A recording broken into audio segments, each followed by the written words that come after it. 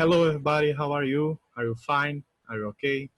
Do you remember me? My name is Victor. I'm your English teacher. Okay? It's good to see you again. Here we go. Here we go.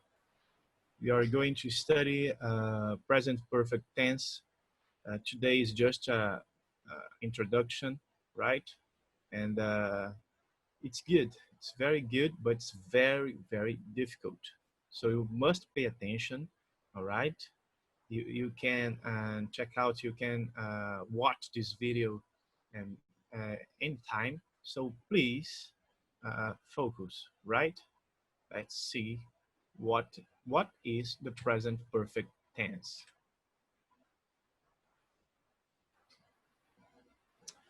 What is the present perfect tense? Basically, the present perfect tense deals with an action in the past, but this action has some effect in the present, okay, in the present, and these effects will follow up to the future, okay? It's important to say that. Ok, o que eu estou falando aqui, gente? Vamos agora para a parte do português. Eu sei que você está um pouco, não está tão acostumado mais com a gente falando em inglês, né? Mas assim, esse tempo verbal que nós vamos estudar, ele é difícil, e é necessário que você preste bastante atenção, porque é o seguinte, ele, ele é um tempo verbal que tem, digamos assim, isso é uma das definições, tá? É um tempo verbal que tem a sua origem numa ação que geralmente acontece no passado, recente, mas essa ação no presente, ela vai ter um efeito no presente e vai ter um efeito ainda por tempo indeterminado no futuro. Essa é uma das definições, tá bom? Mas existem outras definições, porque ele pode ser usado para outros contextos. Isso aqui é uma definição básica, ou seja, é uma ação que, digamos assim, começou no passado, está no presente e segue para o futuro, né? O efeito dessa ação, tá? Então, assim, é muito complicado você traduzir o presente perfeito o tempo todo de maneira literal, tá? Para o português, porque a gente não tem exatamente um presente perfeito. A gente tem algo parecido, mas não é igual, certo? Então, por exemplo, tem muitos filmes que às vezes a pessoa fala no presente perfeito, ela usa o presente perfeito, tá? Mas a tradução, a dublagem, né, que é feita, coloca a pessoa falando no passado simples, tá?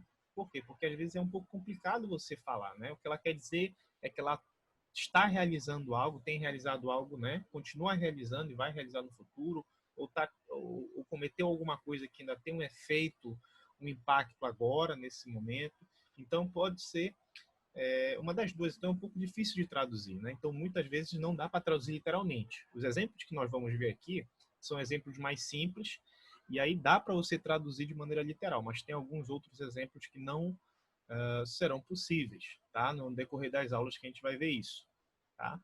In this verb tense, we use the auxiliary has and have. Um detalhe, esse slide ele vai ser disponibilizado para você, tá? Com alguns ajustes aqui de ortografia, porque às vezes a gente escreve muito rápido e tá concatenando as ideias, e às vezes a gente pode faltar uma letrinha ou alguma coisa assim, tá bom?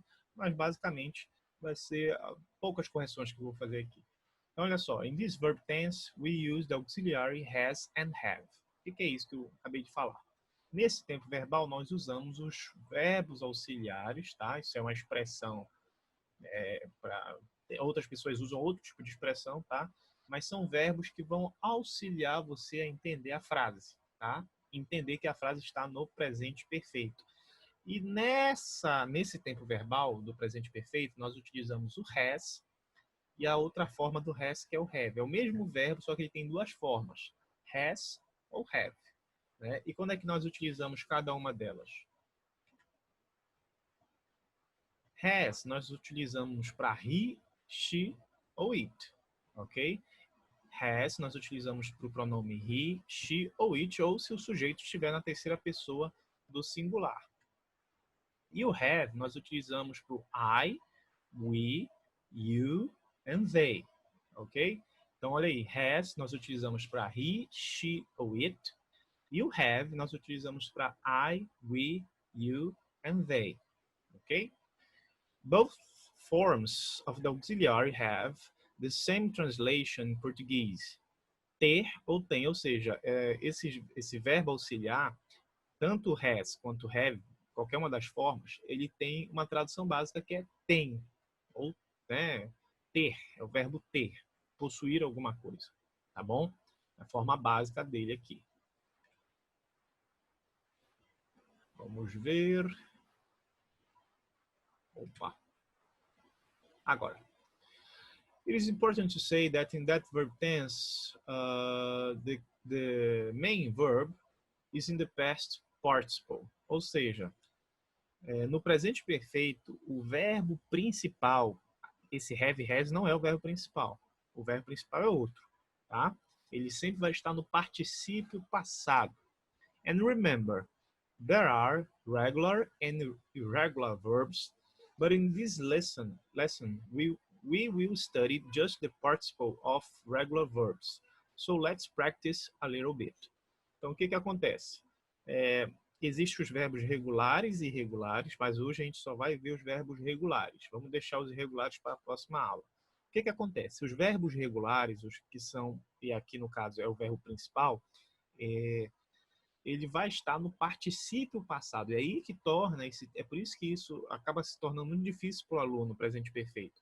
Porque você tem o verbo auxiliar, have ou has, e você tem o verbo principal, que vai estar no particípio passado. Ok? Então, muita calma nessa hora. Se você quiser dar uma olhada novamente no vídeo de novo, tá bom? So, let's continue. Let's practice, ok? Vamos praticar um pouquinho aqui para ver se você consegue entender, alright? Don't worry, it's fine. It's just we can do it, alright? You can do it. So let's go. Olha só esse exemplo de uma afirmativa. I have studied English and math these days. Olha só uma frase no presente perfeito. Eu have studied, olha o have, por que eu utilizei o have? Porque eu estou usando o eu, o I, tá? I have studied English and math these days. Um detalhe, este verbo aqui, ele não está no passado, ele está no particípio, mas como ele é regular, e aí aqui vai facilitar para você, ele vai ter a mesma forma, por quê? Porque ele é regular, ele segue uma fórmula física, uma fórmula fixa, tá? Então aqui você tem I have studied English and math these days. Okay? It's affirmative. It's affirmative.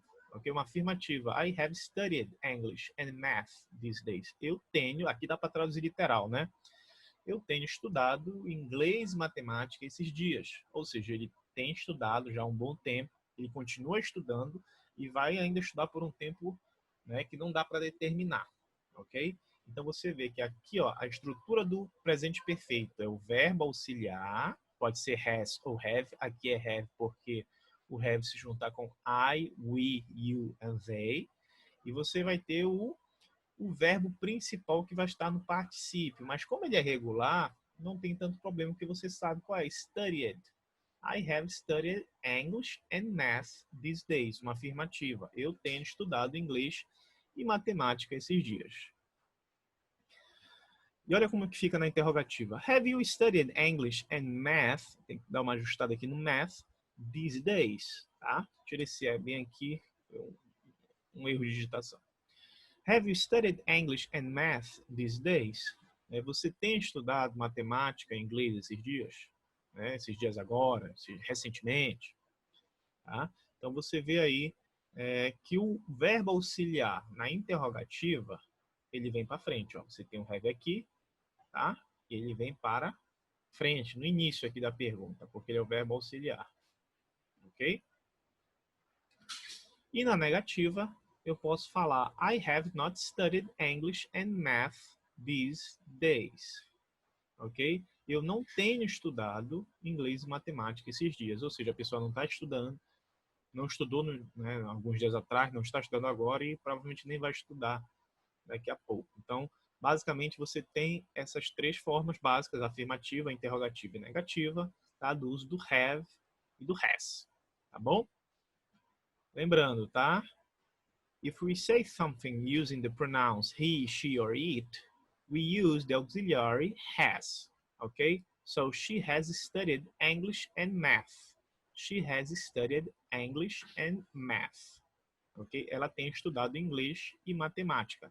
Veja bem, nesse caso aqui, ó, como é o she, eu não utilizo o have, eu utilizo o has, ok? E na forma de interrogativa e negativa, o has, né, na interrogativa ele vem para frente, você coloca o ponto de interrogação, e na negativa vai ficar, né, she has not studied English and math. É a mesma fórmula aqui, tá, de cima, mas você apenas troca, em vez de ser have, vai ser has, tá? Lembra, have, has. Olha para cá, have, has, alright? Ok? Um assunto não é tão fácil não. Isso aqui. Agora você tem um livro, vai te ajudar. Você tem a aula online, tá bom? E você vai ter outros recursos aí que você pode correr atrás. Alright, people. Hoje foi só uma introdução a esse assunto, tá? Eu queria voltar rapidamente. Deixa eu só mostrar um negócio para você. Aqui, aqui. Essa aqui, esse quadro aqui, é dessa página English Study Page, tá? Página de estudo em inglês. E aqui tem esse gráfico que é bem interessante, porque ele mostra quando você pode utilizar o presente perfeito. Olha só, quantos contextos você pode fazer. Você pode fazer para ações recentemente completas, tá? Terminadas. Por exemplo, ações terminadas, mas que foi um evento passado, mas tem um efeito no presente, tá? Ações ainda não terminadas. Então você tem outras opções aqui, tá? De ver o presente perfeito. Bom, fazia muito tempo que eu não falava tanto em inglês, tá? Perdão. Talvez eu tenha cometido, com certeza eu cometi alguns pequenos equívocos aqui de pronúncia, mas nada grave não, tá? Deu para entender. Não é um erro, mas um equívoco, até porque quando a gente não pratica tanto a nossa fala, a gente às vezes tem um pouquinho mais de dificuldade, tá bom? Fala, escrita ou qualquer outro sentido, mas não se preocupe que no decorrer das aulas nós vamos falar mais e mais em inglês. Então, isso está sendo um bom exercício tanto para mim and for you too, alright? So, thanks a lot. See you guys. Bye bye.